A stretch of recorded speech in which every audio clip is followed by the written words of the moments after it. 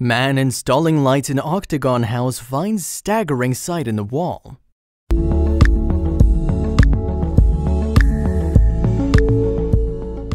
If you were to take a stroll down San Francisco's unassuming Gaff Street, not a lot would stick out at first. Modern homes, picket fences, and power lines border the residential neighborhood. Then you come to see the massive 8-sided mansion. Appropriately known as the Octagon house, this unusual abode has intrigued Californians for generations. In fact, nobody could remember exactly when or why it was built. However, the truth came bubbling to the surface during some routine maintenance, and soon historians were tearing through the new evidence. Anyone who sees the Octagon house from the outside will agree it sticks out like a sore thumb. However, the peculiarity of the exterior pales in comparison to the nonsensical angles and corridors inside. Who would ever design such a paradox? The deeper you get into the house, the more it resembles an M.C. Escher drawing. Certain rooms are only accessible through other rooms, and the upper floor can only be reached by a precarious staircase. That's why there's only one other octagonal home in all of San Francisco. So who invented the bizarre design in the first place? The original 1840s blueprint came from Orson Squire Fowler, best known for popularizing phrenology, the debunked science of deciphering a person's psychology through the bumps on their skull. But there was no evidence tying Fowler to the San Francisco structure.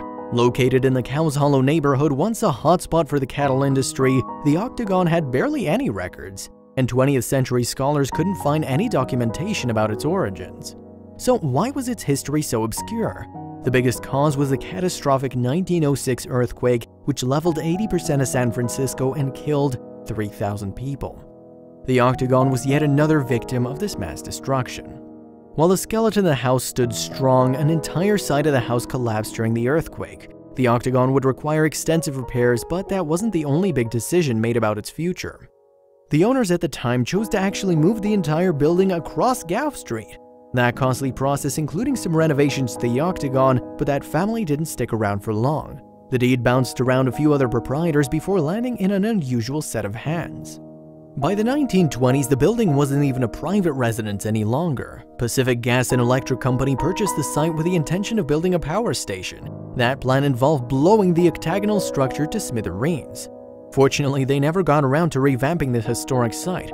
Ironically, the corporation never installed electric lines either. The historically minded National Society, the Colonial Dames of America, purchased the Octagon in 1954, but they only found one unusual hint about the house's past. According to local legend, a ghost could be heard tumbling down the stairs every 24th of November. Visitors reported a number of other seemingly ethereal noises too. Real or not, these phenomena got people wondering about the Octagon's first inhabitants. The Colonial Dames' biggest concern wasn't the netherworld, of course. Wanting to bring the Octagon into the modern age, they hired an electrician to install power lines. He stopped right in the middle of his job, however, as he found something unusual in the walls. A tin box smeared with a thick layer of dust was wedged between the studs. It looked like it had been sitting there for decades. The dames gasped when they inspected its contents. Inside was a time capsule packed full of documents dating back to the 1860s.